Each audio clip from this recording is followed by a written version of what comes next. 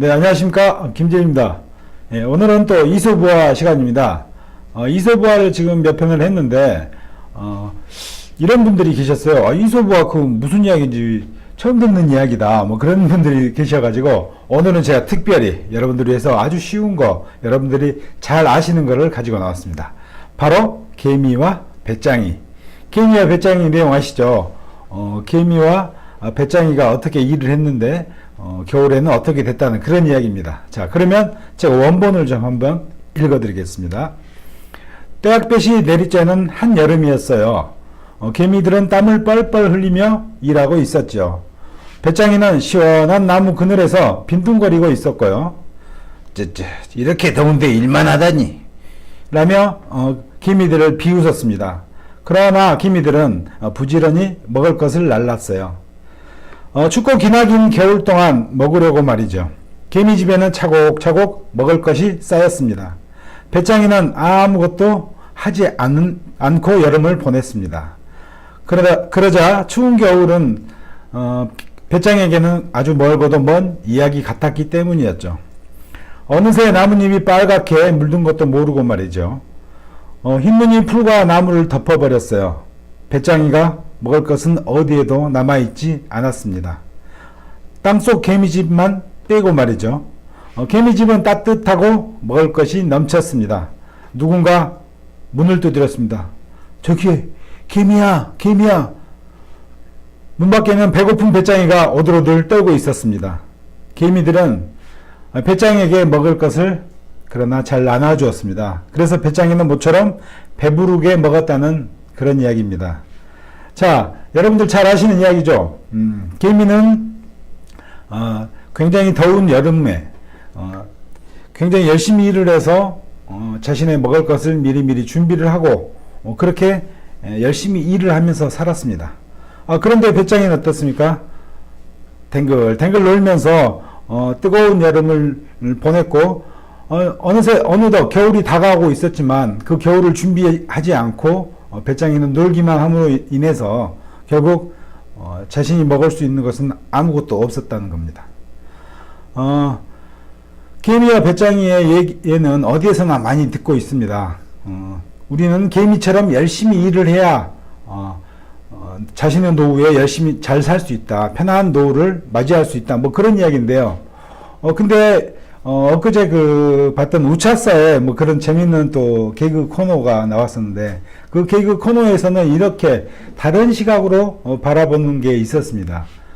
개미가 열심히 일을 하고 일하고 있고 배짱이는 놀고 있으니까 개미는 그랬죠. 아니 나는 이렇게 열심히 일하는데 배짱이 쟤는 도대체 뭐야? 저렇게 놀고도 먹고 사는 거야? 그랬는데 배짱이는 오히려 반대로 이렇게 말했죠. 야, 너희는 예체능 모르니 예체능? 나는 예체능을 해서 이렇게 먹고 사는 거지. 나도 예체능 하는데 얼마나 힘드는데 라고 그런 이야기를 소재로 한 개그 코너가 있었어요. 그걸 보면서 참 굉장히 웃음이 나왔었는데 어떤 관점의 차이라고나 할까? 자, 관점의 차이. 관점의 차이를 좀 개미와 배짱이의 우화에서 느껴보실 수가 있어야 된다는 겁니다. 왜? 경매를 하는 입장에서 말씀을 드리는 겁니다. 아니, 우리가 인생을 살아가는 여러 가지 일 중에서도 이 관점을 달리 한다면 자신에게 돌아오는 것은 굉장히 많은 풍요로움이 있을 수 있다는 거죠.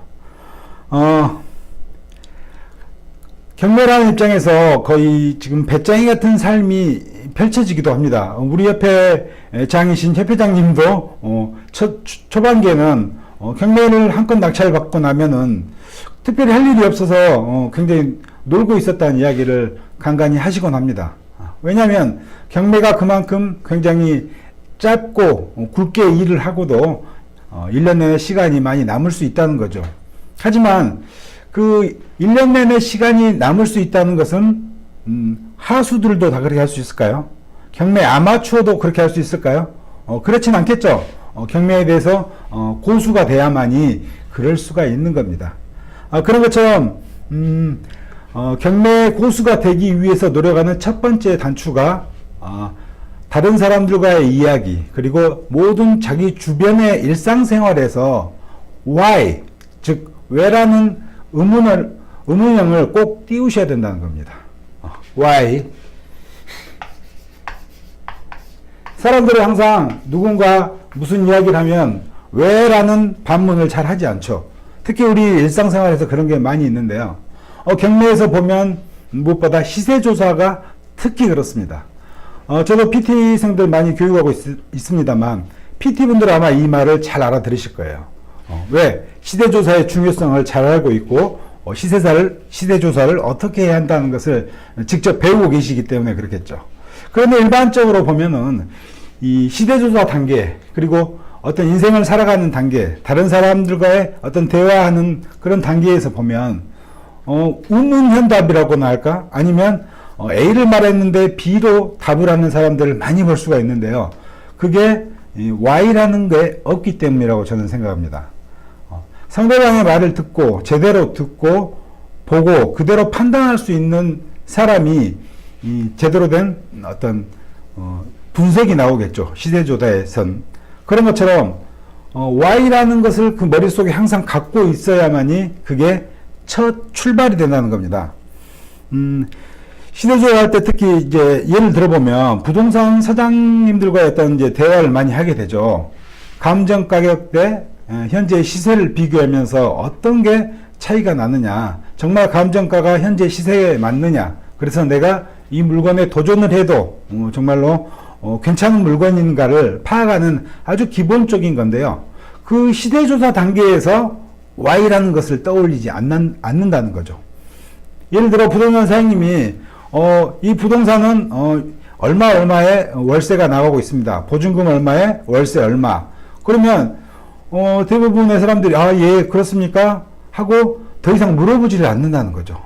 근데 비단 그 다세대 같은 경우에 각각 집마다 형태가 다르죠. 아파트의 경우에는 정형화돼서 굉장히 잘 돼 있지만 빌라나 다세대 같은 경우에는 각각의 어떤 집들이 다 형태가 다르고 그리고 평수도 다 다르고 그 평수마다의 어떤 방의 구조도 다 다른데 그냥 일반적으로 그냥 똑같이 생각한다는 거죠. 12평이면 12평짜리가 방 2개인지 방이 1개인지 방이 3개인지 이런 걸 좀 따져보면서 질문을 하는, 그 질문을 좀 자세히 들어가는 것들이 있어야 되는데 사실 일반적으로 그 시세조사를 하시는 분들을 보면 전혀 그렇지 못하고 있는 게 사실이기도 합니다.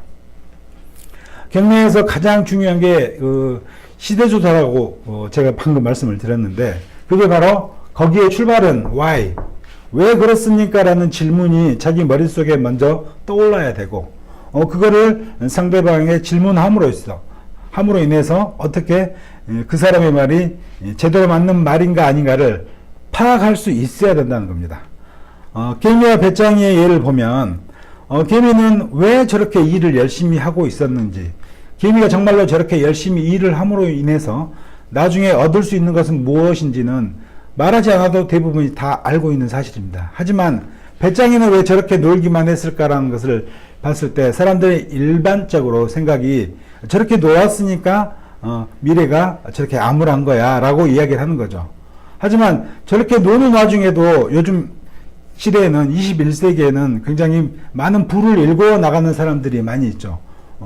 노는 것 같지만 놀지 않고 뭔가를 생각하고 그거를 창조물로 이뤄낸 사람들이 바로 그럴 건데요.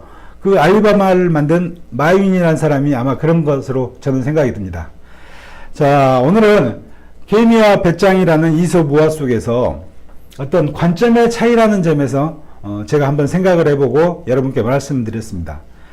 경매에 있어서도 가장 중요한 건 시세조사라고 할 수 있는데 그 시세조사에서 첫 단추 why, 왜 저 사람은 저렇게 생각할까, 왜 저 사람은 시세를 저렇게 말할까, 왜 저 사람은 보증금이 얼마 월세가 얼마라는 것을 저렇게 단정지어서 말을 할까라는 것을 자기 머릿속에 떠올리시면서 그게 아닌 또 다른 무언가가 있는 그걸 찾아가는 그런 질문법을 본인이 개발하신다면 여러분들의 경매 인생도 굉장히 발전된 모습으로 Y를 같이 가지고 가면서 발전할 수 있을 거라고 믿습니다.